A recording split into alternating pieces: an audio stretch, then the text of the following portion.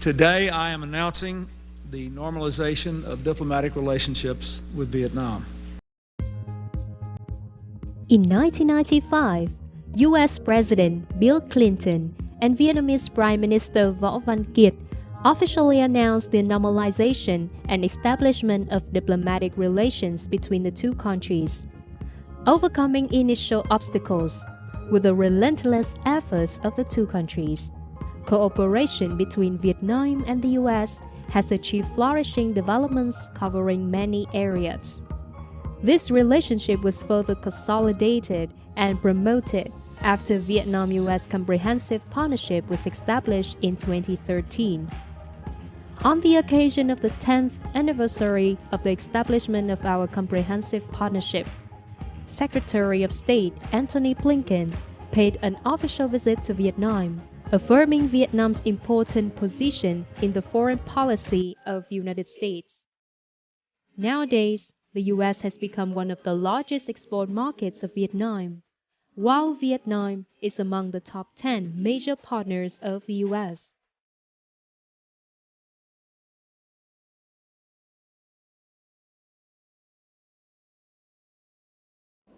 Welcome to Station Vietnam on VTC10, and I'm your host, Thu Giang. 2023 marked 10 years of comprehensive partnership between Vietnam and the U.S. In today's episode, we'll see again the results of the two countries through an interview with spokesperson at Embassy of U.S. to Vietnam. Please welcome to the show, Mr. Cameron Tomasa. Hi Zhang, how are you? Thank you so much to you and your viewers for having me on today. Yeah, thank you so much for being with us. And so, for the first question to begin, I would like to ask you that could you please reveal the important milestones that mark the changes in the bilateral relations between Vietnam and the U.S.? Absolutely, you're 100% right. 2023 marks the 10-year anniversary of the comprehensive partnership between the United States and Vietnam. Of course, this is something that was created in 2013 by then President Sang and President Obama, and it's expanded cooperation across so many sectors. Specifically, we can talk about education. In terms of education, since 2013, Vietnam has gone from number 8 in terms of the origin country for international students in the United States to number 5. So we've seen a 30% increase in Vietnamese students studying in the United States, which is incredible. That's community colleges, that's universities, PhDs, master programs. Even when I got my master's, I was with Vietnamese students, and I got a chance to practice a little of my Vietnamese during my master's program, and that was a terrific experience, and I love to see that. In addition to that, of course, currently we're working with about 60 universities across Vietnam to really answer what was Moat's ask from the U.S. government last year, was to support more American students coming to Vietnam. And of course, we already do that through programs like the Fulbright program. Last year, the Fulbright program in Vietnam celebrated 30 years. 30 years, even predating the bilateral relationship. It's something so special. Education is one of the milestones of our bilateral cooperation, and we've expanded it.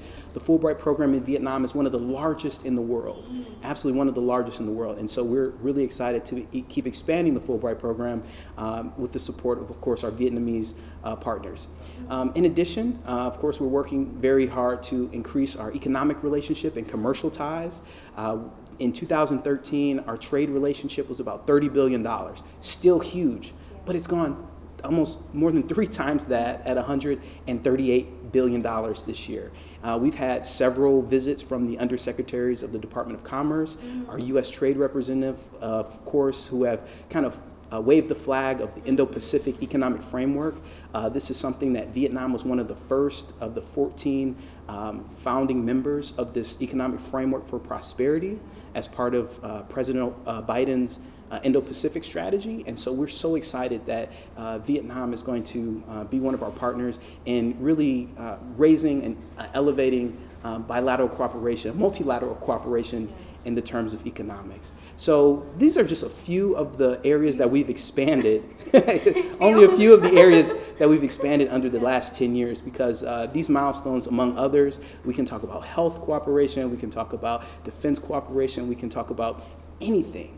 this bilateral partnership, this comprehensive partnership is phenomenal. And I'm so excited to be here on the 10-year anniversary to talk about it with you. Yeah, well, just I have to say that there are so many, not few, so many important milestones that Vietnam and US we have been getting through together.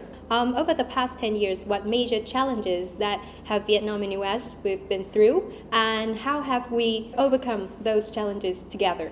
Sure. I don't like to say that there are so many challenges, other than I would say that we've pursued together taking advantage of opportunities together. So notably, the cornerstone of the bilateral relationship is reconciliation and overcoming the legacies of a very, very dark war that our two countries fought well before you and I were even alive, but the memory, of course, is still here. And so we've done war reconciliation efforts in lockstep with Vietnamese partners in terms of clearing unexploded ordnance, cleaning up dioxin and the remnants of Agent Orange in Da Nang and Hoa Binh.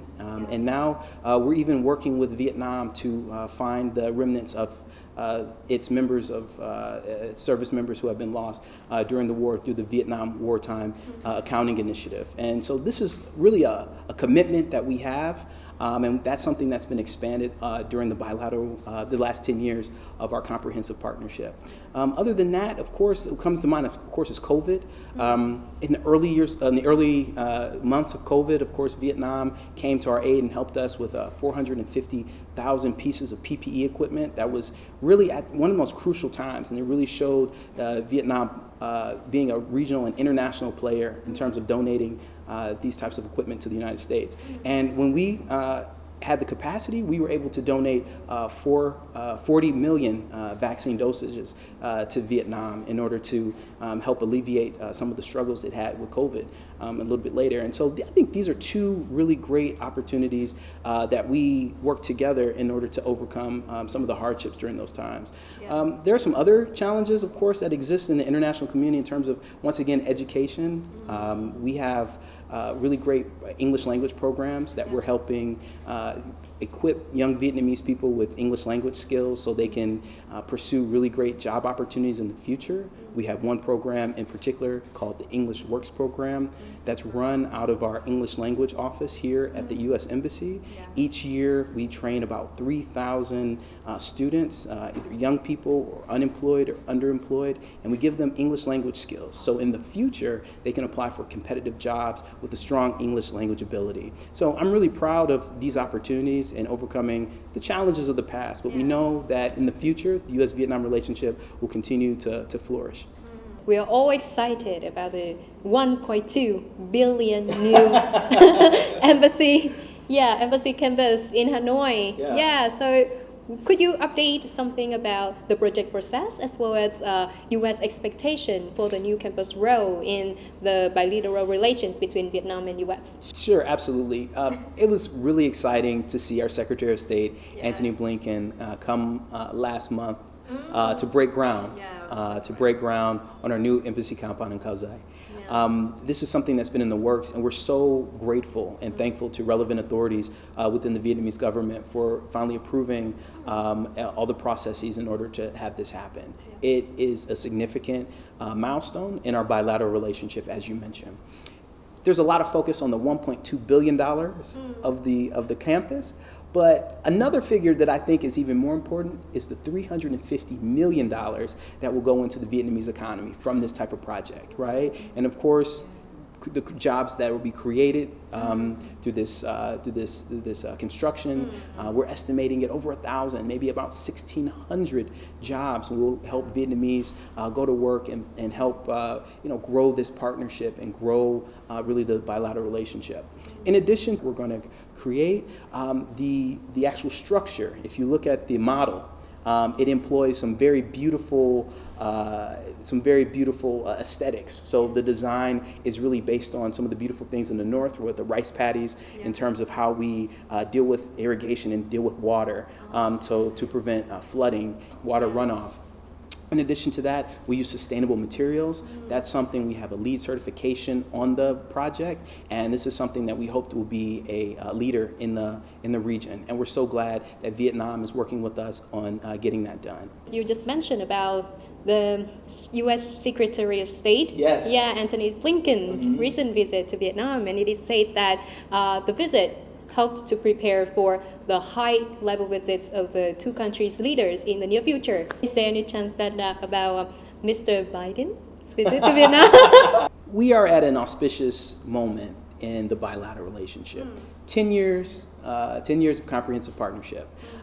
Even in the last year, with the Prime Minister coming to the ASEAN Special Summit in the United States, last spring, the United States and ASEAN upgrading to comprehensive strategic partnership, delegates coming from Vietnam, and then even just this year alone, we've had the U.S. Trade Representative come to Vietnam, several Department of Commerce undersecretaries, we've had our Secretary of Agriculture, we've had the Administrator for USAID, and of course we had the great phone call between the General Secretary and our President, President Biden.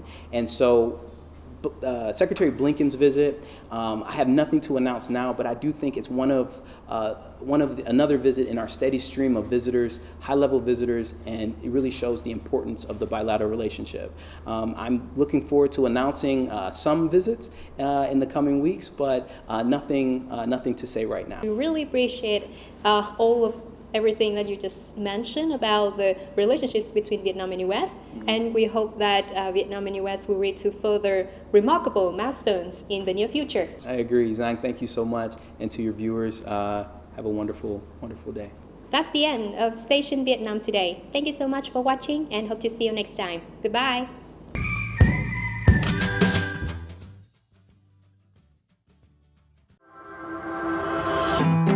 Việt Nam một nước rất là đẹp.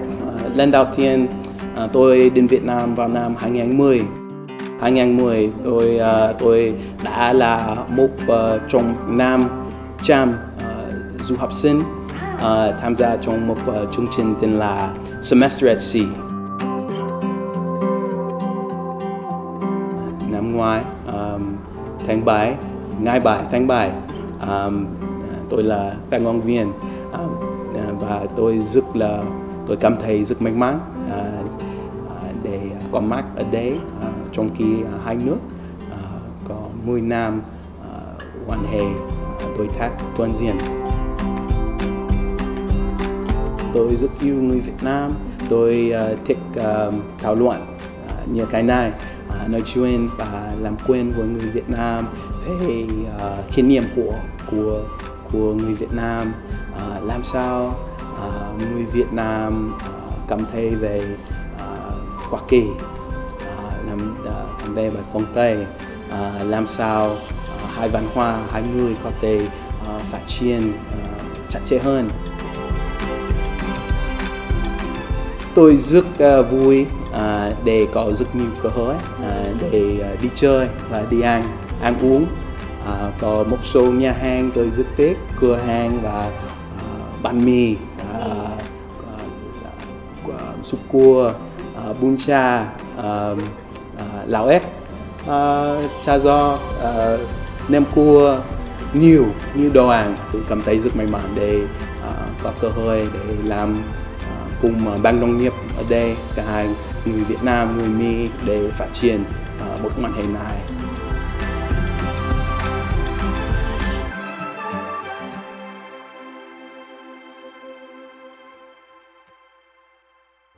Việt Nam ơi, chúc mừng 10 năm mối quan hệ đối tác toàn diện giữa hai nước của chúng ta, và tôi cảm thấy rất may mắn để đây và phát triển mối quan hệ này không chỉ bây giờ nhưng trong tương lai.